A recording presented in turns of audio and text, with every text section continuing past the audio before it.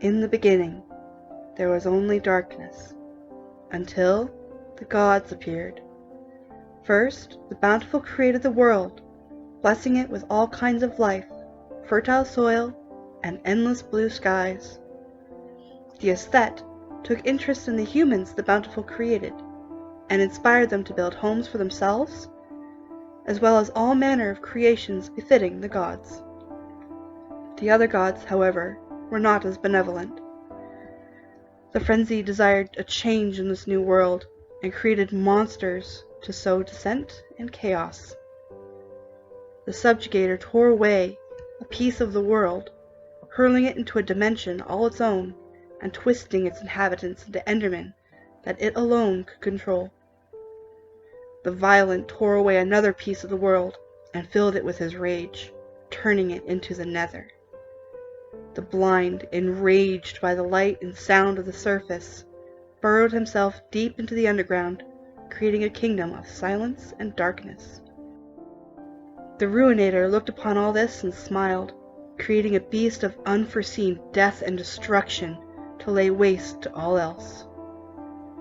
Exhausted from their labors, the gods retreated from the world, appointing acolytes to continue their work and spread their influence in their absence.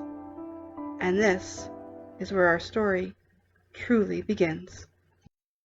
An ordinary village in an ordinary plain lived a perfectly ordinary girl, and just like everyone else in that village, she had lived there all her life. But this ordinary girl was different in one tiny but spectacular way. She wanted more.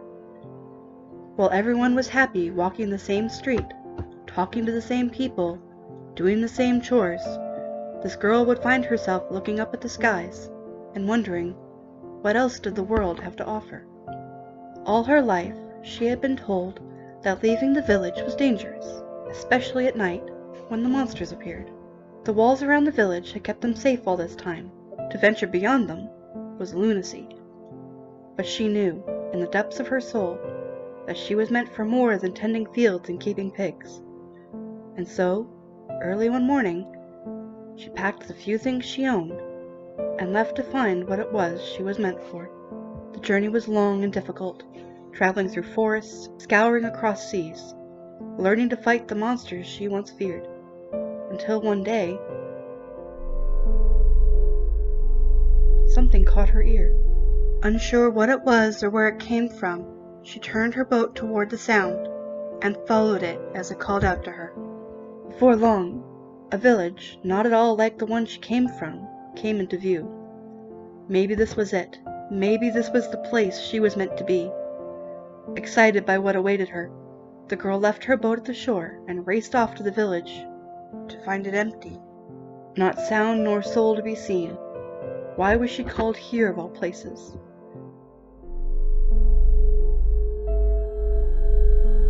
As she turned toward the sound, she noticed the temple at the top of the hill, still calling out to her. This village wasn't where she belonged, and left it behind as well, as she started to climb the stairs to the temple. The sound rung out louder and louder in her ears, pulling her toward the temple, until finally she crossed the threshold. The ringing sound halted, and was instead replaced with the sound of voices. They whispered to her from all sides, but there was no one here. Glowing eyes decorated the walls, speaking to her in a language she did not understand. She looked to each unknowingly, wondering why she had been brought here, until she looked to the orange eye. She was drawn to it above all others, feeling a pull that urged her to draw near it, as one voice became louder than the others. While she did not understand the words it spoke, she could feel they were meant for her, and she bowed down before the eye. Please, She begged of it. give my life meaning. The voices became quiet all around her until it was silent.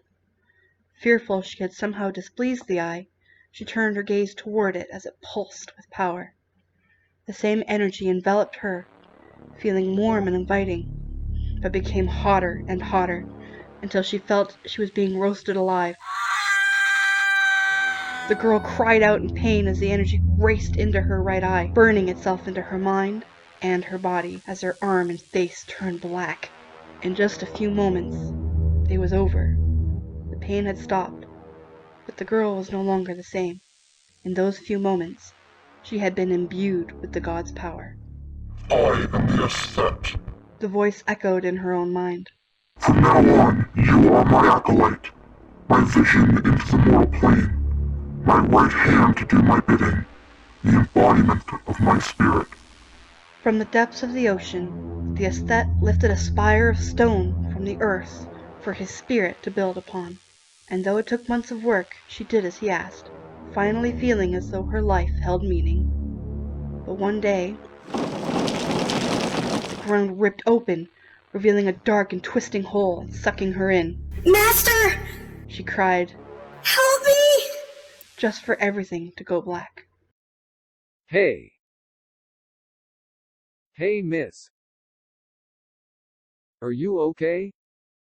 Where did you come from?